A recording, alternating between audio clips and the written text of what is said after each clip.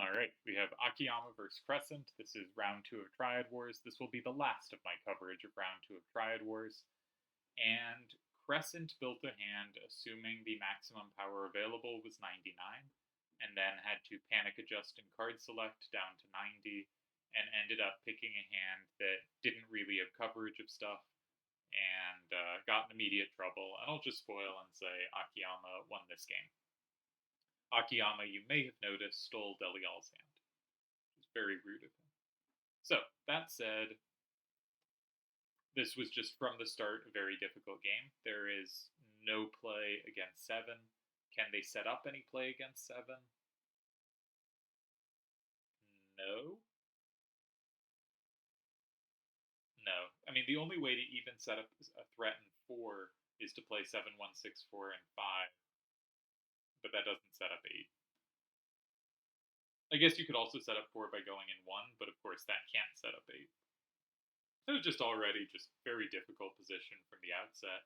My skill rating actually thinks Crescent played this game quite well, that the hand basically doomed him, which was also Akiyama's analysis after the game, saying, I don't think there were any ties after the starter.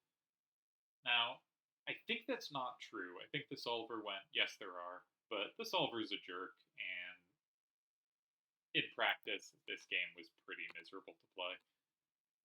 Crescent goes in the opposite corner.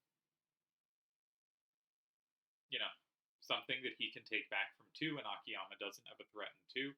Seems worth a try, right? This seems like about the best you're going to get in a situation like that. But Akiyama just takes it. And the problem is, Crescent runs out of power to the right. I think on 6, 7, 3, 1, and 2, Crescent's the first to lock in a card. Akiyama can play 6, 6, 3, 6 in 9. And the fact that Crescent has nothing to the right is just really going to hurt. And 6, 7, 3, 1 is going to be a weakness that can just be taken. So just a really tough situation. I think this point it is lost. I think Crescent's move in 3 was the losing mistake, but honestly, skimming the position, I don't know what would be better. Seems really reasonable to do. Whatever the tie is, it's some solver nonsense, right? This is going to be one of my quickest videos.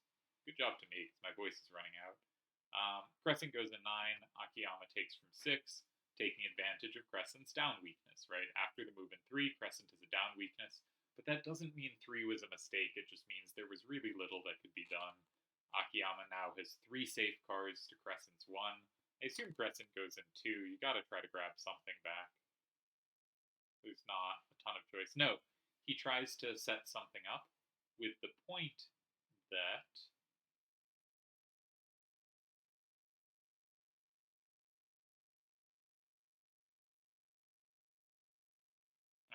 I guess with the point that 9112 is dead. So if 3674 lands in 5, you can play a 6731 and 2, or 2167 and 2, but 6731 and 2 is funnier, and you sneak out of there with a tie. But it turns out 9112 can also now go in 5, flipping 4, and that's just too much, and Akiyama wins 7-3. So we got through that game real quick. Not a ton to say there. Maybe I shouldn't have made this into a video. I think what fundamentally happened was Crescent built a hand for the wrong rule set. The game was kind of played past deadline anyway, and wasn't too fussed about it. And the game itself was just kind of impossible to play. Akiyama had the much better hand, having stolen Delial's, and also played it well. Played it very cleanly to